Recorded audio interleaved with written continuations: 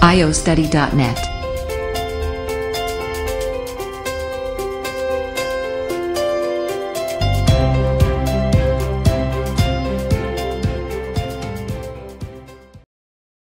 Hello everyone, this is Danielle, and in this video we're going to look at the mind map for the English grammar rules on using all, every, and whole.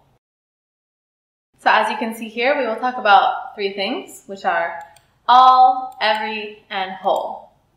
So let's start with all. We can see how to use all in English grammar. So these are the rules. We use all to express the total number or amount of something with uncountable nouns. We use all with personal pronouns, and it's usually placed after the personal pronoun we, they, them, and us. So let's see some examples. To express the total number or amount of something. For example, all my friends visited me in the hospital. So this is to express the total number of something. With uncountable nouns. For example, she has spent all of the money on cosmetics. Use all with personal pronouns. For example, have you invited all of them? And finally, it's usually placed after the personal pronoun we, they, them, and us. For example, we all enjoyed the concert. So as you can see in all of these examples, we're using all. Now let's go over to see how to use every. So we have two different ways to use every. Every is used when we mean an individual member of a group. And every is used with a plural noun when it is followed by a number. So here is an example of every used when we mean an individual member of a group.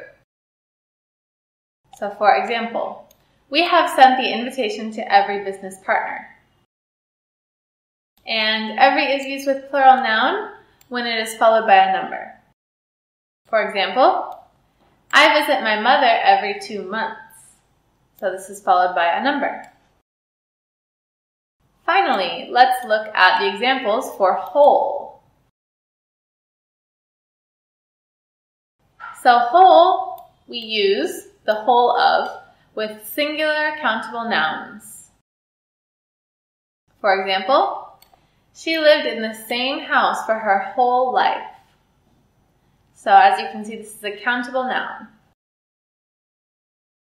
Okay, so here's your completed mind map for using all, every, and whole correctly in English grammar.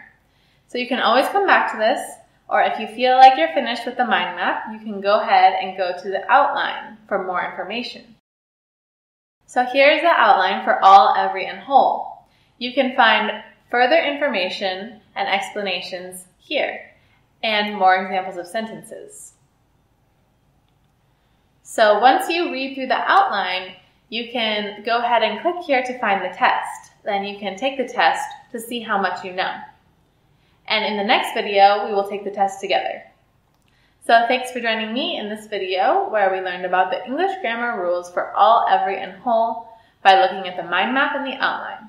So I'll see you in the next video. Thank you and goodbye.